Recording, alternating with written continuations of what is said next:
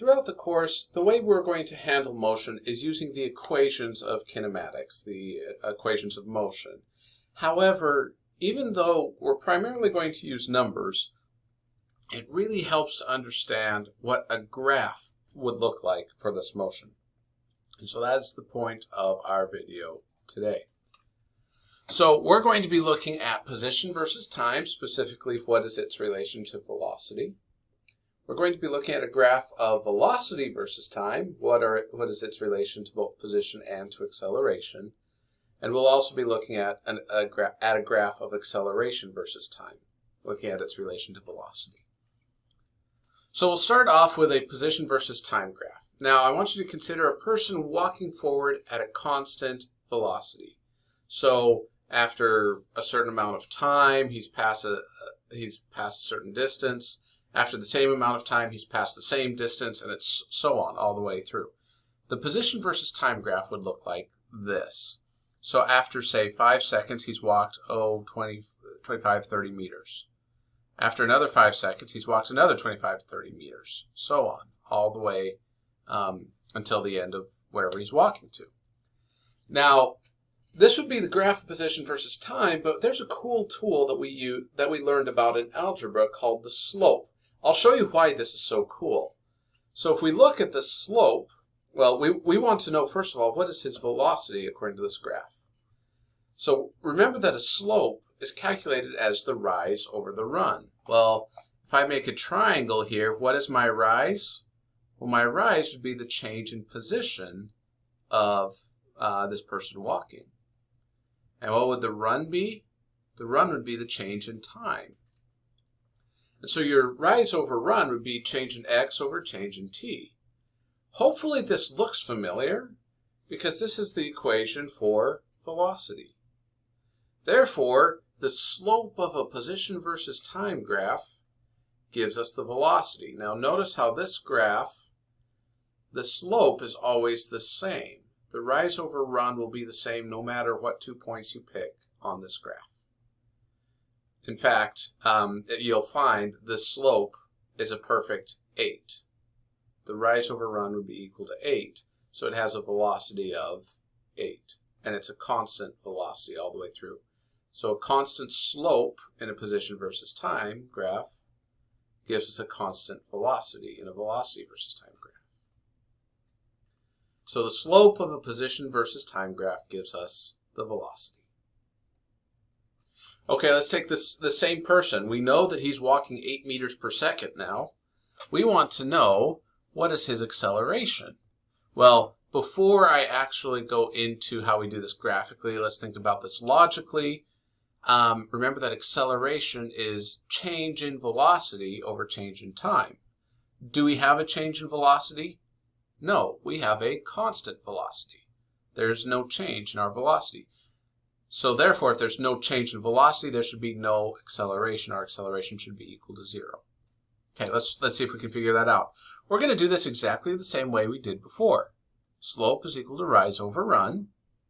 Well, the rise is going to be your change in velocity. Your run is the change in time, which is the definition of acceleration. So the slope of this graph is 0. There's no rise in this graph, therefore the slope is 0. So our acceleration is 0. And so, bottom line, the slope of a velocity versus time graph gives you the acceleration. Now let's consider a person who's actually accelerating or speeding up at a constant rate. By that we mean after a certain amount of time, his velocity is increased by a certain amount. After the same amount of time later, his velocity is increased by the same amount again. After the same amount of time later, the velocity is increased by the same rate, so on, so on. What would the acceleration versus time graph look like in this case? Well, again, we decided in the last slide the slope of a velocity versus time graph gives the acceleration.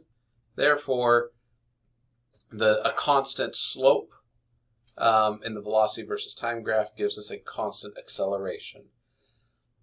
In this particular case, we have an acceleration of 0.4 meters per second squared. Okay, so So slope of a velocity versus time graph gives the acceleration. But here's something interesting that we can look at. Let's consider a person who is accelerating or speeding up, same situation, but this time we want to look at his displacement according to this graph. Is there a way we can get back to the position versus time graph using this graph? Well, let me first of all tell you about the displacement, and then I'll tell you about the position versus time graph. So we know that velocity is equal to the displacement over time. We want the displacement, so if we multiply by time, then that gives us that the displacement is equal to velocity times time. Well, velocity would be the y-axis, time would be the x-axis. That is the equation for the area underneath a graph. So if you take the area underneath the velocity versus time graph, you actually get this displacement. We can actually see that. We know that the velocities increased from 0 to 8 meters per second, and it did it in a time of 20 seconds. Well, this makes a triangle. The area of a triangle is half the base times the height. So half of the base, half of 20 would give you 10, times the height is 8. He's gone 80 meters. Well, this is actually going to be the position versus time graph. I'll explain it again in just a second. But you see that at the end, he has actually gone 80 meters. So his displacement is 80. Okay, so what on earth is going on with the position versus time graph? We've got this crazy slope. Well, remember that the slope of a position versus time graph gives us the velocity. Well, right here, near time equals 0, our velocity is 0, and the velocity is going to equal the slope of a position versus time graph, so you have 0 slope. But at 2.5 seconds, our velocity has increased, therefore our slope has increased. At 10 seconds, our velocity has increased significantly, therefore our slope of our position versus time graph has increased significantly. And so on. As the velocity increases, the slope of your position versus time graph increases. Now, it's interesting to note here that this graph shape is a parabola which follows a quadratic equation. If you go back and you look at your kinematic equations, look at the equation for position. It is a quadratic equation, therefore you get a parabolic type of motion. So it fits. Okay, bottom line of all of this, if you have the area of a velocity versus time graph, that will give you the displacement. Similarly, if you use the area of an acceleration versus time graph, that will give you the change in velocity. So the tips to graphing here, if you take the slope of a graph, it's going to give you the next variable. For example, the slope of a position versus time graph gives you the velocity. The slope of a velocity versus time graph gives you the acceleration. Not change in velocity or change in acceleration. It gives you the actual velocity and actual acceleration. But you can go backwards. If you take the area under a graph, it's going to give you the change in the previous variable. So the slope of the area of an acceleration versus time graph gives you a change in velocity. And the area under a velocity versus time graph gives you the change in position or the displacement.